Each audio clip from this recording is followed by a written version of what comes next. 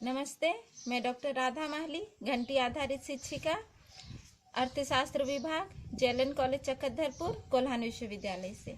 आज का ये video UG semester 5 economics honours के विद्यार्थियों के लिए है, स्टैटिक्स पेपर से रिलेटेड है।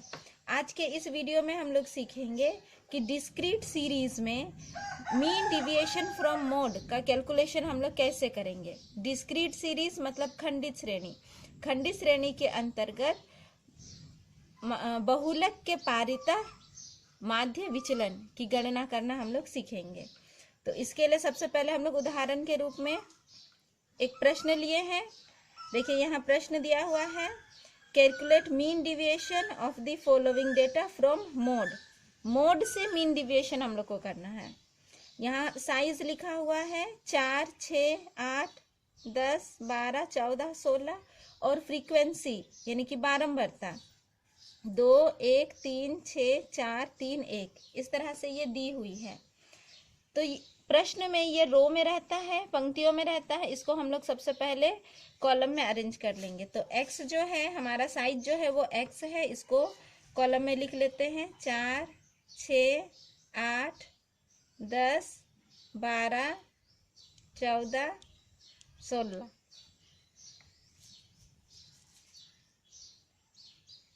अब हम लोग फ्रीक्वेंसी को भी लिखेंगे 2, 1, 3, 6, 4, 3, 1। तो सबसे पहले हम लोग क्या करेंगे, मोड का कैलकुलेशन करेंगे, क्योंकि मीन डिविएशन फ्रॉम मोड करना है। तो मोड का कैलकुलेशन सबसे पहले करेंगे। खंडित श्रेणी में मोड का कैलकुलेशन हम लोग कैसे करते हैं ये चीज़ मैं बता चुकी हूँ अपने पहले के वीडियो में। फिर भी अभी मैं आपको बता देती हूँ कि जो खंडित श्रेणी में जो हाईएस्ट फ्रीक्वेंसी होती है, अधिकतम बारंबारता जो होती है, उसी के सामने में जो x होता है वो आंसर होता है। तो यहाँ देखिए हमारा हाईएस्ट फ्रीक्वेंसी, यहाँ पर हम लोग बाय इंस्पेक्शन क्या बोल सकते हैं कि हाईएस्ट फ्रीक्वेंसी जो है वो 6 है। तो यहाँ हम लोग लिख दे रहे हैं कि बाय इंस्पेक्शन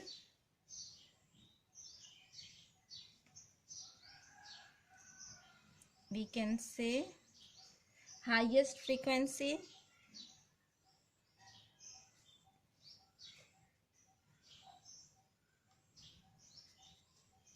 is 6। देखिए हाईएस्ट फ्रीक्वेंसी 6 है, तो इसके सामने में जो x है ये मोड होता है। Hence mode equals to 10। तो हमको मोड कितना मिला, 10 मिला। इस तरह से हम लोग सबसे पहले डिस्क्रीट सीरीज में मोड का कैलकुलेशन कर लिए। अब हम लोग यहाँ पर डिविएशन करेंगे। तो डिविएशन हम लोग यहाँ पर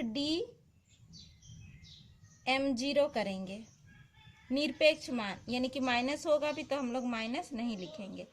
तो DM0 यानी कि डिविएशन फ्रॉम मोड, x में से हम लोग मोड का वैल्यू को माइनस करेंगे। तो x यहाँ पर 4 है और मोड हमारा 10 है। तो 4 में से 10 को माइनस करेंगे तो कितना आएगा, 6, -6 आएगा, लेकिन माइनस हम लोग नहीं लिखेंगे। फिर 6 है, नेक्स्ट 6 है, 6 में से 10 को माइनस करेंगे तो -4, तो यहाँ सिर्फ 4 लिखेंगे। 8 में से 10 को माइनस करेंगे तो यहाँ हो जाएगा 2, 10 में से 10 जाएगा तो 0, 12 में से 10 जाएगा तो 2, 14 में से 10 को माइनस करेंगे 4 और 16 में से 10 को माइनस करेंगे तो होगा 6। तो इस तरह हम लोगों ने यहाँ पर क्या फाइंड किया, DM0 यानी कि डिविएशन फ्रॉम मोड। अब हम लोग का नेक्स्ट कॉलम में हम लोग क्या करेंगे, FDM0 करेंगे। ये जो हमारा DM0 आया है इसको F के साथ में हम लोग गुना करेंगे और गुना करके जो वैल्यू आ रहा है उसको लिखेंगे। तो कितना हो जाएगा, देखिए यहाँ पर 2 छक 12 हो जाएगा, यहाँ 4, 3 दूना 6, 6 और 0 को हम लोग गुना करेंगे तो 0, 4 दूनी 8, 3 चौके 12 और 1 गुना 6, 6। तो इस तरह से हम लोगों ने FDM0 फाइंड कर लिए हैं। अब इसका टोटल करेंगे। जब हम लोग इसको टोटल कर लेते हैं तो ये आता है 48।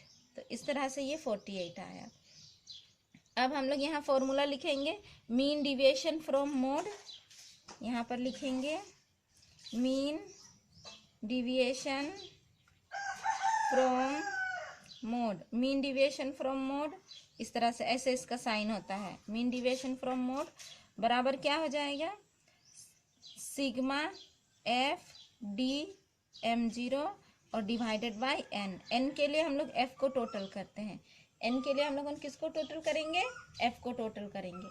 और f टोटल करने पर हमें कितना मिल रहा है? 20। f को जोड़े तो ये 20 मिल रहा है।